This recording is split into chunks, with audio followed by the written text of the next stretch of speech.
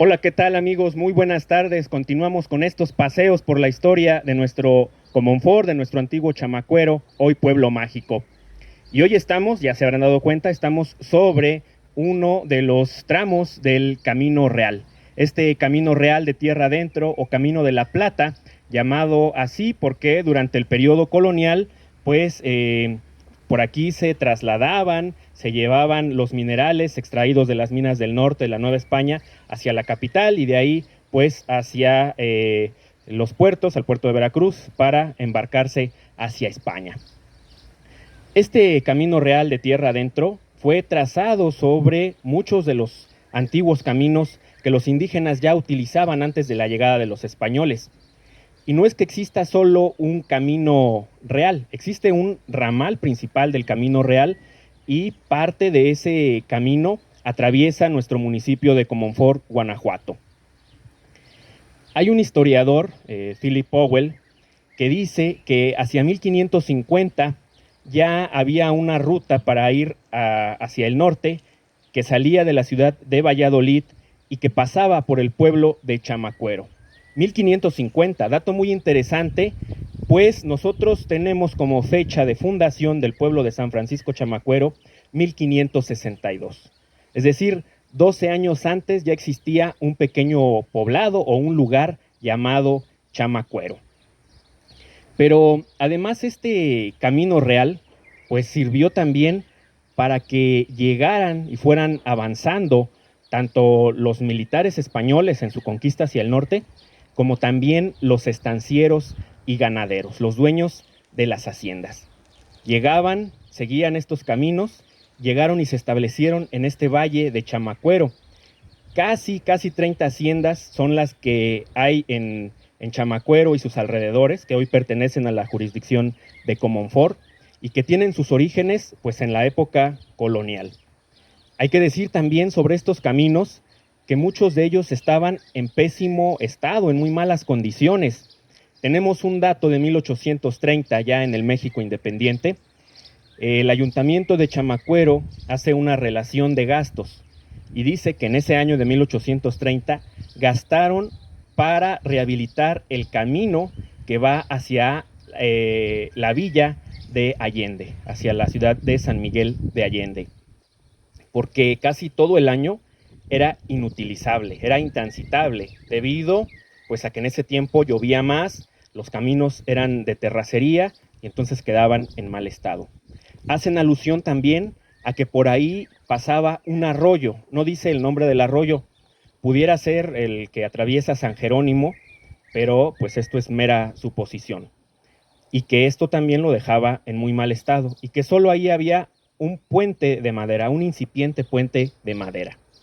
Nos mencionan también en este reporte de 1830 que en el camino hacia Celaya había un puente sobre el río, un puente digno de admirar, un puente muy bueno, de buena construcción, dice el documento.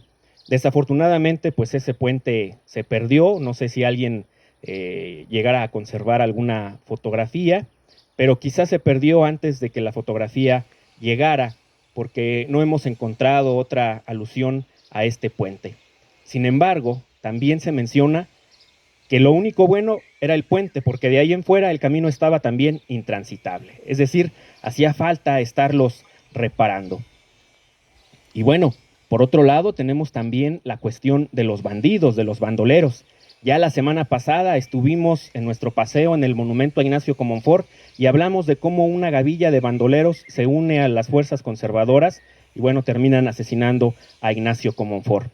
Y qué decir que también durante mucho tiempo, durante la Guerra de Reforma, después durante la Revolución y la Guerra Cristera, pues estos caminos, según nos platican, nos relatan nuestros abuelos, los mezquites de estos caminos pues se vieron llenos de cadáveres, ¿no? De hombres colgados, a veces por andar con grupos rebeldes o a veces también los grupos rebeldes que colgaban a algunas personas. Y bueno, qué decir también de las infinidad de leyendas que se cuentan, de los relatos de brujas, de nahuales, de duendes, de perros negros, de cerdos, del diablo, ¿no? Que andan merodeando también estos caminos. Pero eso pues es, ahora sí que como dicen, eso es harina de otro costal y ya les estaremos informando, les tenemos una sorpresa en relación a las leyendas. Pero además también estamos hoy en este tramo del Camino Real de Tierra Adentro, justo a mis espaldas está la hacienda de Melgar, esta hacienda que pues conserva su nombre, conserva el apellido de sus propietarios, casi de sus primeros propietarios. Una hacienda muy antigua de principios del siglo XVII.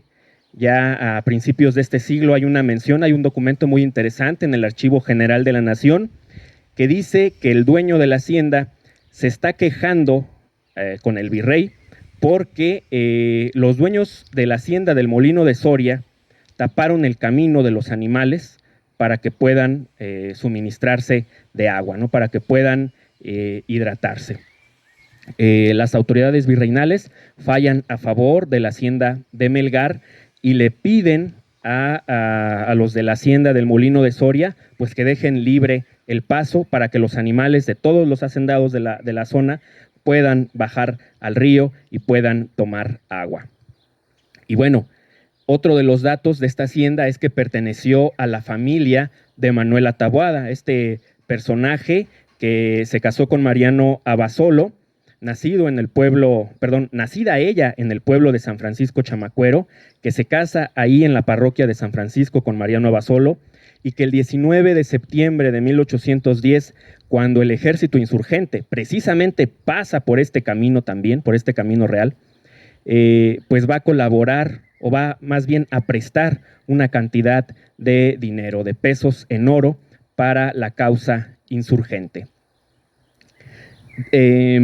También hay una leyenda que quisiera, o un fragmento de leyenda que quisiera compartir con ustedes, y es que nos dice que en las ventanas de esta torre, de la hacienda de Melgar, pues hay ocasiones en que una mujer se ve ahí desesperada y otras, como nos estaba comentando también el velador de esta hacienda, pues que sale, abre la ventana y que les dice a las personas que qué están haciendo aquí, ¿no? Que se vayan. No es el caso, en este momento no ha salido nadie para corrernos, nosotros estamos sobre el camino real, pero bueno, queda esta anécdota como parte de las leyendas que también envuelven a nuestro patrimonio histórico y cultural y que les repito, el objetivo de estas cápsulas de un paseo por la historia de nuestro Comonfort, pues es hacer conciencia, generar conciencia y también promover el respeto y el cuidado de todo nuestro patrimonio cultural. En este caso, pues de nuestras haciendas, de nuestras construcciones y también de nuestra historia. Pues a nombre del Gobierno Municipal de Comonfort, de la Dirección de Cultura y Tradiciones Populares y del Archivo Histórico Municipal, agradecemos que nos sigan acompañando en estas cápsulas de un paseo por nuestra historia, por la historia de nuestro Comonfort Pueblo Mágico, y los seguimos invitando para atender las medidas sanitarias. Muchísimas gracias y muy buenas tardes.